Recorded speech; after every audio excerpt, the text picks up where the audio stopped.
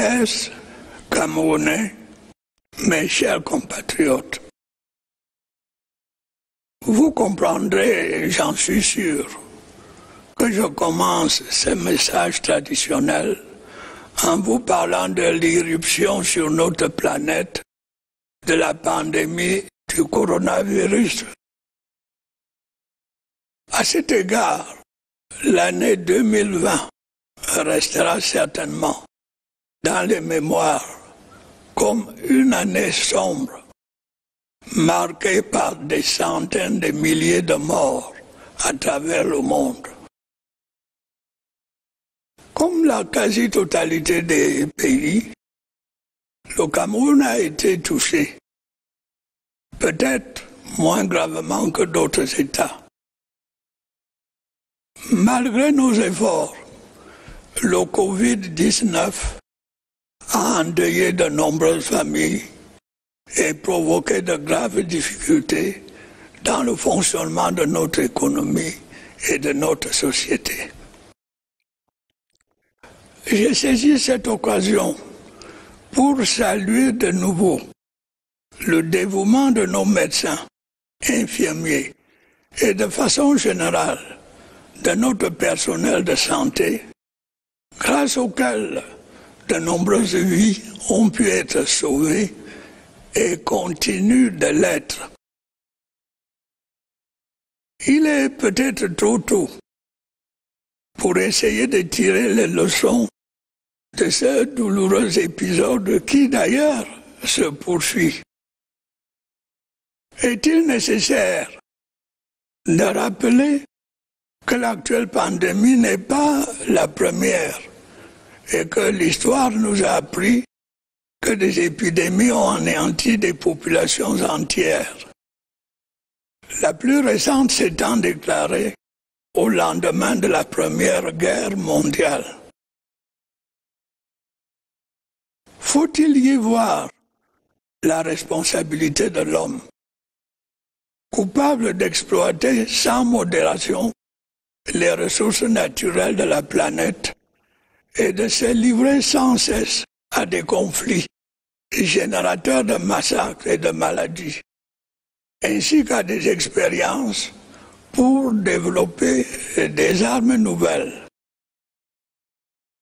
La question doit, je crois, être posée.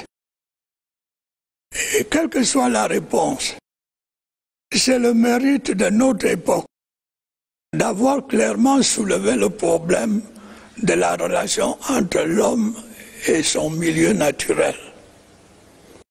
C'était, me semble-t-il, l'objectif de la conférence de Paris sur le réchauffement climatique, dont les recommandations restent d'actualité. Quoi qu'il en soit, nous ne devons pas pour autant dormir sur nos lauriers. J'ai personnellement constaté que la plupart de nos concitoyens ne respectent plus les mesures de protection édictées par le gouvernement. Au moment où, partout ailleurs, l'on constate une deuxième vague de l'épidémie, couplée à l'apparition d'une nouvelle souche du virus plus contagieuse, je vous exhorte de nouveau à porter vos masques, à vous laver régulièrement les mains et à faire appel à un médecin ou à tout autre personnel de santé au cas où des symptômes apparaissent. C'est le seul moyen de préserver les vies et de freiner la propagation du virus. Mes chers compatriotes, l'attention que nous avons dû porter à la situation sanitaire ne nous a pas empêchés de nous consacrer aux autres tâches essentielles liées à la gestion de notre pays, c'est-à-dire assurer la sécurité et la paix sur toute l'étendue de notre territoire national, consolider notre processus démocratique, enfin poursuivre la réalisation de notre programme de développement sur les plans économiques, social et culturel. Depuis quelques années, notre pays fait face à des menaces venant de l'extérieur, notamment à notre frontière orientale et dans la partie septentrionale de notre territoire. Dans le premier cas, il s'agit de bandits de grand chemin, attirés par des proies faciles que constituent les paisibles éleveurs et leurs troupeaux. Dans le second, ce sont désormais des raids isolés de Boko Haram ou des tentatives d'attentats suicides confiées à des adolescents. La vigilance et l'action efficace de nos forces de défense et de sécurité ont fait diminuer sensiblement les actes de ces criminels. La situation est différente dans nos régions du nord-ouest et du sud-ouest, où des groupes armés entretiennent un climat de terreur et d'insécurité. C'est ainsi que, périodiquement, ils attaquent des communautés isolées et également des établissements d'enseignement pour dissuader les parents d'y envoyer leurs enfants. La liste est déjà longue des exactions et des crimes qu'ils ont commis. L'un des plus odieux est celui qui a eu lieu récemment à Kumba et qui s'est soldé par la mort de 7 écoliers et des blessures infligées à plusieurs autres. Ce crime qui choque la conscience humaine ne restera pas impuni. Tous les coupables seront recherchés sans relâche et traduits devant la justice. D'ores et déjà, l'opinion publique, et particulièrement celle de nos 2 régions concernées, peut se rendre compte, si ce n'est déjà fait, que ces soi-disant sécessionnistes ne sont en réalité que des assassins, et qui plus est, des assassins d'enfants innocents. C'est peu dire que la tuerie de Kumba a suscité l'indignation générale. C'est le moment pour moi d'en appeler une fois de plus à la responsabilité des pays amis qui hébergent les commanditaires et des organisations qui financent et animent par divers canaux les bandes armées dans les régions du nord-ouest et du sud-ouest. Tous ceux qui, au terme des enquêtes, seront identifiés comme donneurs d'ordre ou complices de ces crimes odieux devront répondre de leurs actes.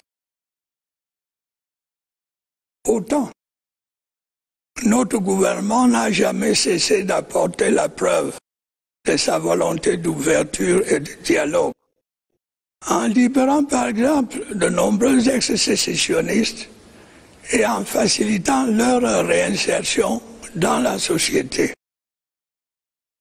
D'autre part, après la tenue du grand dialogue national, il a accéléré la mise en œuvre d'une ambitieuse politique de décentralisation qui comporte notamment, pour nos régions du nord-ouest et du sud-ouest, l'accession à un statut spécial tenant compte de leurs spécificités et de leurs aspirations.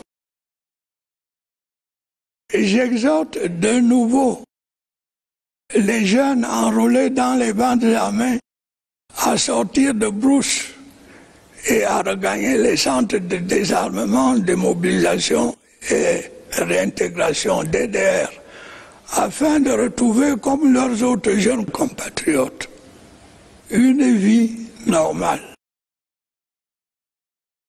L'insécurité dans les régions du nord-ouest et du sud-ouest n'a que trop porté préjudice à notre pays. Notre démocratie permet l'expression pacifique de toutes les opinions, mais dans le respect des lois et règlements. Sinon, la paix et la stabilité seraient menacées. C'est le lieu de se féliciter de l'attitude patriotique de ceux de nos concitoyens du Nord-Ouest et du Sud-Ouest qui, non seulement coopèrent de plus en plus avec les forces de défense et de sécurité, mais aussi entreprennent de lutter courageusement contre ces bandes armées. Ils ont pris conscience que ces gens-là n'agissent pas dans l'intérêt des populations. Je voudrais également saluer ici la bravoure de nos forces de défense et de sécurité qui n'ont pas failli à leur devoir de protection de l'intégrité du territoire national, des personnes et des biens. Elles méritent le respect et la considération de tous. Je les encourage à persévérer et à demeurer une force républicaine respectueuse des droits humains. Par ailleurs, l'on doit regretter que quelques-uns de nos compatriotes, regroupés autour d'une personnalité dont les ambitions avaient été déçues lors de la dernière élection présidentielle, aient profité des difficultés sécuritaires et sanitaires pour tenter de susciter une insurrection, faussement appelée marche pacifique. Grâce à la maturité du peuple camerounais, ces marches ont heureusement été peu suivies. Est-il vraiment nécessaire de rappeler qu'en démocratie, l'accès aux responsabilités politiques est assuré par la voie des urnes et non par la rue, par certains médias ou par les réseaux sociaux? C'est précisément le cas au Cameroun, où le processus démocratique se déroule selon les dispositions de notre Constitution et selon les règles fixées par nos lois. La période récente en a donné un bon exemple. En mars 2018, le mandat des sénateurs est renouvelé. En octobre 2018, le chef de l'État est élu avec une très large majorité. En février 2020, des élections législatives ont lieu, assurant au gouvernement une majorité confortable à l'Assemblée nationale. À la même date, les élections municipales mettent fin au système des délégués du gouvernement dans les grandes villes, désormais gérées par des maires élus. En décembre 2020, les élections régionales viennent de compléter les dispositions prévues dans le processus de décentralisation. Ainsi se confirme chaque jour davantage notre volonté politique de mener à bien le projet démocratique répondant aux souhaits véritables du peuple camerounais, projet initié dès mon accession à la magistrature suprême et qui a conduit quelques années plus tard à l'institution du multipartisme. À ceux qui critiquent les imperfections de notre démocratie, je réponds que nous n'avons eu que quelques décennies pour la mettre en place. Les grands pays démocratiques de leur côté n'y sont parvenus qu'au terme plusieurs siècles, marqués par des révolutions, des guerres civiles et même des épisodes de dictature. Pour ma part, je suis bien conscient de tout ce qui reste à faire, mais j'ai la conviction que nous sommes sur la bonne voie et que bientôt nous pourrons tous être fiers de nos avancées démocratiques. Mes chers compatriotes, il faut bien reconnaître que le contexte international notamment la pandémie du coronavirus et la baisse de la croissance mondiale, n'a pas facilité la bonne tenue de nos finances publiques et de notre économie au cours de l'année qui s'achève. Tout en maintenant nos objectifs de croissance, nous avons dû prendre des mesures de consolidation budgétaire et de soutien à l'économie afin de passer le cap difficile et de rendre possible une politique de relance en 2021. C'est ainsi qu'il a été décidé de finaliser les projets qui concernent le championnat d'Afrique des Nations 2021 et la Coupe d'Afrique des Nations de football de 2022, de poursuivre la mise en œuvre des plans de reconstruction et de développement des régions du Nord-Ouest et du Sud-Ouest, ainsi que de l'extrême Nord. Malgré ces efforts, il est prévisible que notre taux de croissance, qui s'était stabilisé autour de 4% au cours des dernières années, subisse une nette érosion en 2020 et que l'inflation reparte légèrement à la hausse. L'impact du ralentissement de l'économie mondiale et l'évolution de notre situation nationale, notamment en ce qui concerne l'augmentation des dépenses de sécurité, y ont sans doute contribué. Néanmoins, il apparaît qu'en dépit des difficultés, l'économie camerounaise a conservé une certaine capacité de rebond. Grâce à l'appui de nos partenaires internationaux et dans l'hypothèse d'un recul de la pandémie, il est alors permis de penser qu'une reprise est possible dans les mois à venir. Dans cet esprit, je voudrais maintenant appeler votre attention sur le lancement récent de notre stratégie nationale de développement, SND, qui remplace le document de stratégie pour la croissance et l'emploi, DSCE, arrivé à son terme. La stratégie nationale de développement définit les grands axes de notre planification jusqu'en 2030. Ce document tire les leçons des expériences passées et fixe de nouveaux objectifs pour la décennie à venir, notamment une transformation structurelle de notre économie et un développement inclusif. Il conviendra donc de passer à la vitesse supérieure pour lutter contre la pauvreté, le chômage et la persistance du secteur informel.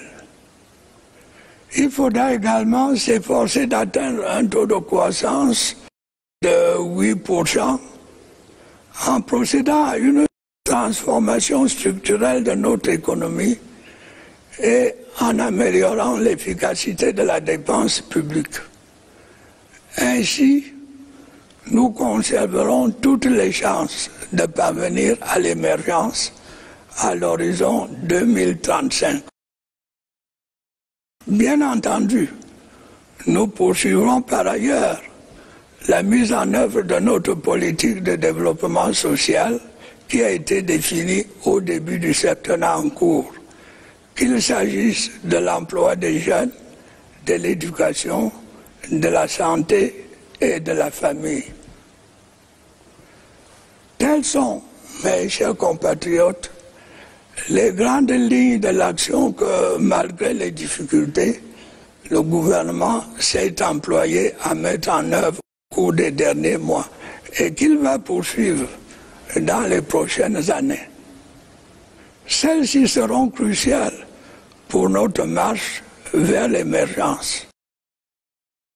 J'ai la conviction que nous pourrons atteindre nos objectifs à condition que nous acceptions de faire les efforts nécessaires et d'entreprendre les réformes indispensables. Camerounaises, Camerounais, mes chers compatriotes, l'année qui s'achève n'a pas été une année facile. Nous avons dû relever de nombreux et importants défis. Nous devons rester, comme par le passé, unis et déterminés. Le peuple camerounais a toujours montré qu'il était à la hauteur des enjeux qui le concernent. Il faut s'en féliciter. Bonne et heureuse année à toutes et à tous. Vive la République, vive le Cameroun.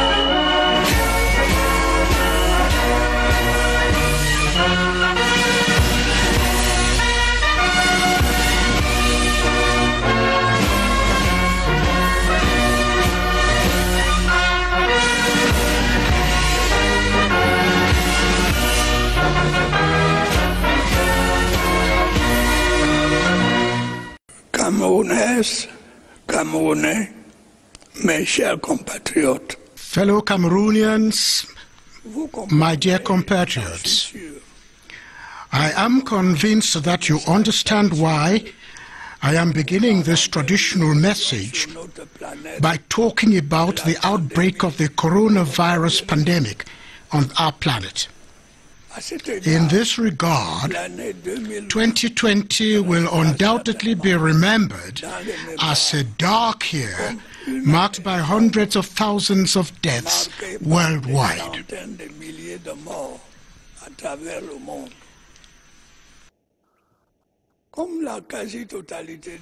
Like almost all countries, Cameroon was affected perhaps less severely than other states.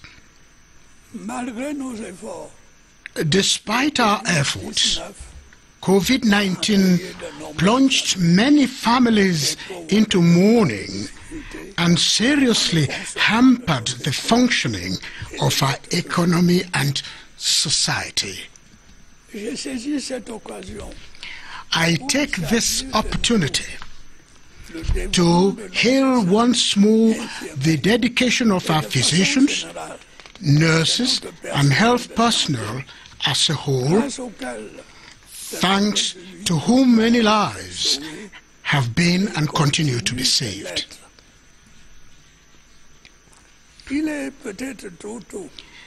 It is perhaps too early to draw lessons from this painful episode, which, moreover, is continuing. Needless to recall that this pandemic is not the first, and history has it that epidemics wiped out entire populations, the most recent occurring in the wake of the First World War.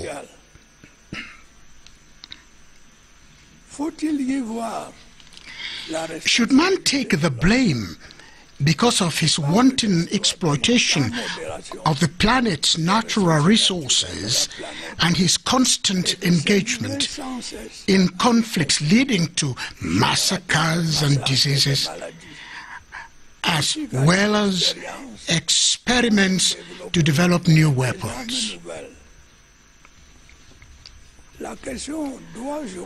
I believe the question needs to be asked. Whatever the answer, our era should take credit for clearly posing the problem of the relationship between man and his natural environment. This was, I believe, the objective of the Paris Conference on Global Warming, whose recommendations are still relevant today. In any case, we should not rest on our laurels. I have personally observed that most of our fellow citizens no longer comply with the protective measures prescribed by the government.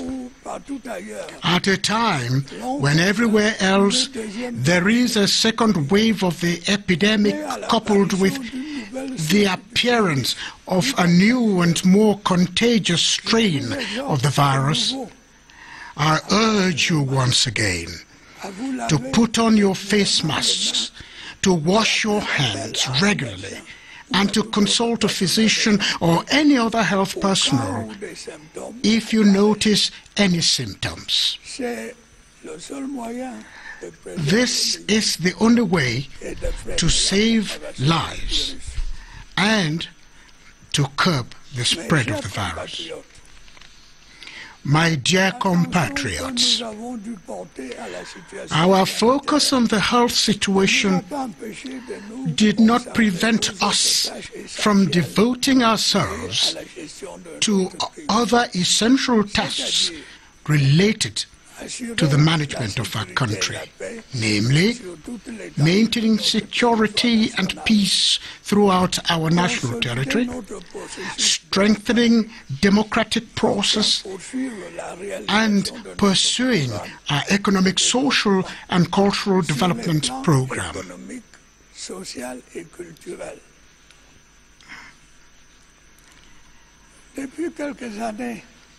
In recent years, our country has been facing external threats, particularly on our eastern border and in the northern part of our country. In the first case, the threat comes from highway robbers lured by easy prey, namely peaceful stock breeders and their herds.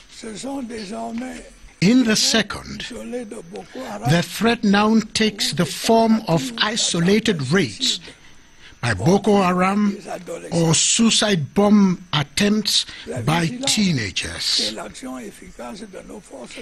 The effective vigilance and action of our defense and security forces have significantly reduced the activities of these criminals. The situation is different in the northwest and southwest regions, where armed groups maintain an atmosphere of terror and insecurity. They attack isolated communities and educational institutions from time to time to discourage parents from sending their children to school. The list of atrocities and crimes committed by these groups is already long. One of the most heinous of them is that which took place in Kumba recently, resulting in the death of 7 school children with several others injured. This crime, which is a shock to the human conscience, will not go unpunished. All the perpetrators will be hunted down relentlessly and brought to justice. Already public opinion, particularly in the 2 regions concerned, can realize, if that is not yet the case, that these so-called secessionists are actually nothing more than murderers, and what is more murderous, of innocent children. To say that the Kumba carnage caused widespread outrage is an understatement. I would now like to appeal once more to the sense of responsibility of the friendly countries hosting the sponsors and of the organizations financing, running the armed gangs in the northwest and southwest regions through various channels. All those who would be identified at the end of investigations as initiators or accomplices of these odious crimes will answer to their actions. Yet, our government has continued to demonstrate its commitment to openness and dialogue by, for example, releasing many former secessionists and facilitating their reintegration into society. Furthermore, after the major national dialogue, the government fast-tracked the implementation of an ambitious decentralization policy, which includes a special status for our northwest and southwest regions, which takes into account their specificities and aspirations. I once more urge the youth who have been enlisted in armed gangs to come out of the bush and sign up with the disarmament, demobilization and reintegration DDR centers in order to return to a normal life like their other young compatriots. The prevailing insecurity in the northwest and southwest regions has caused untold damage to our economy. Our democracy allows for the peaceful expression of all opinions in compliance with the laws and regulations in force. Otherwise, peace and stability would be jeopardized. I hail the patriotic spirit of those of our fellow citizens in the northwest and southwest regions who are not only increasingly cooperating with the defense and security forces, but are also courageously fighting these armed gangs. They have realized that these gangs are not acting in the interest of the people.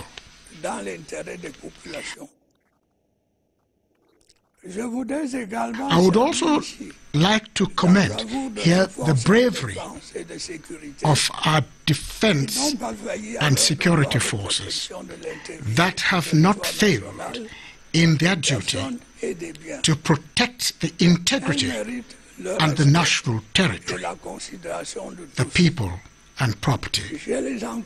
They deserve the respect and consideration of everyone. I encourage them to keep it up and to remain a Republican force that respects human rights. It is equally regrettable that some of our compatriots who rallied around a personality who failed to achieve his ambitions during the last presidential election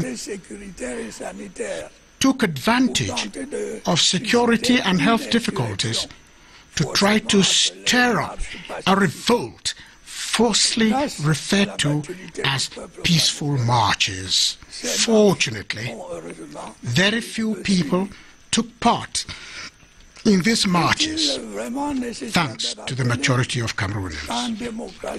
Needless to call that in a democracy, access to political office is secured through the ballot box and not through the street, certain media organs, or social media networks.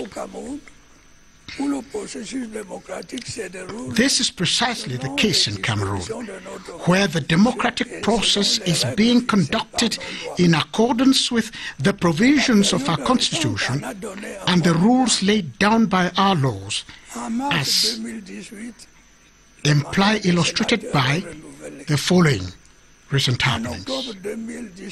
In March 2018, the term of office of senators was renewed. In October 2018, the head of state was elected with an overwhelming majority.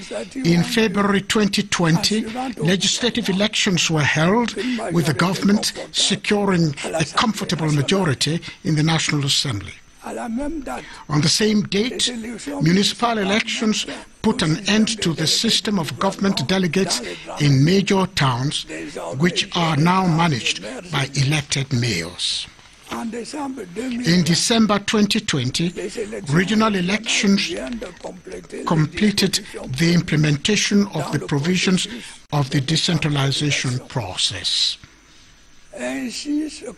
Thus, with each passing day, our political will to implement the democratic agenda that is in the line with the genuine aspirations of the Cameroonian people is further strengthened, an agenda initiated upon by accession to the helm of state and which led a few years later to the institution of the multi-party system.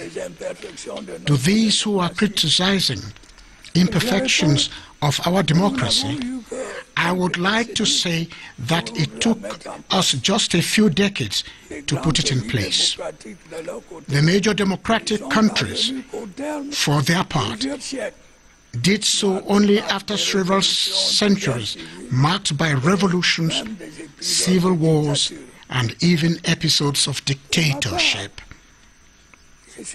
For my part, I am well aware of all that is still to be done. I am, however, convinced that we are on the right track and that soon we will all be proud of our democratic progress. My dear compatriots, it must be acknowledged that the international context, in particular the coronavirus pandemic and the decline in global growth, took a toll on the performance of our public finance and our economy during the year that is drawing to an end. While maintaining our growth targets, we had to take fiscal consolidation and economic support measures in order to weather these difficult times and enable the implementation of a recovery policy in 2021. Thus, a decision was taken to finalize African Nations Champions CHAN 2021 and African Cup of Nations AFCON in 2022 projects, and to continue to implement plans for the reconstruction and development of the Northwest, Southwest, and Far North regions. Despite these efforts, it is expected that our growth rate, which had stabilized at about 4% in recent years, will witness a sharp decline in 2020, and that inflation will inch up. This is undoubtedly due to the impact of the global economic downturn and our domestic economic trends, especially the increase in security spending. Nonetheless, Cameroon's economy has maintained a certain capacity to rebound despite the difficulties. Thanks to support from our international partners, and in the event of decline in the pandemic, there is reason to hope for recovery in the coming months. In the same vein, I would now like to draw your attention to the recent launch of our National Development Strategy, NDS, which replaces the Growth and Employment Strategy paper, GSP, that has come to an end. The National Development Strategy defines the main thrust of our planning up to 2030. The document draws lessons from past experiences and sets new goals for the next decade, notably the structural transformation of our economy and inclusive development. It will therefore be necessary to step up the fight against poverty, unemployment, and the lingering informal sector. It will also be necessary to strive to achieve an 8% growth rate by embarking on the structural transformation of our economy and enhancing the effectiveness of public spending. In so doing, we will put all the odds of achieving emergence by 2035 on our side. Naturally, we will also continue to implement our social development policy, which was defined at the start of the current 7-year term concerning youth employment, education, health, and the family. These, my dear compatriots, are the outlines of the action that the government has, despite the difficulties, strove to implement in recent months, and that it will continue to implement in the coming years, which will be crucial for our progress towards emergence. I am convinced that we will be able to achieve our objectives, provided that we agree to make the required efforts and to embark on the needed reforms. Fellow Cameroonians, my dear compatriots, the year that is ending has not been an easy one. We had to meet many major challenges. We must remain united and determined, like in the past. The Cameroonian people have always risen to the challenges facing them. We should be proud of this. Happy and prosperous New Year to you all. Long live the Republic, long live Cameroon. Vive le Cameroun. Merci à nos équipes au Palais de l'Unité qui nous envoient ces belles images de la présidence de la République ce 31 décembre 2020, le Palais de l'Unité où le président Biya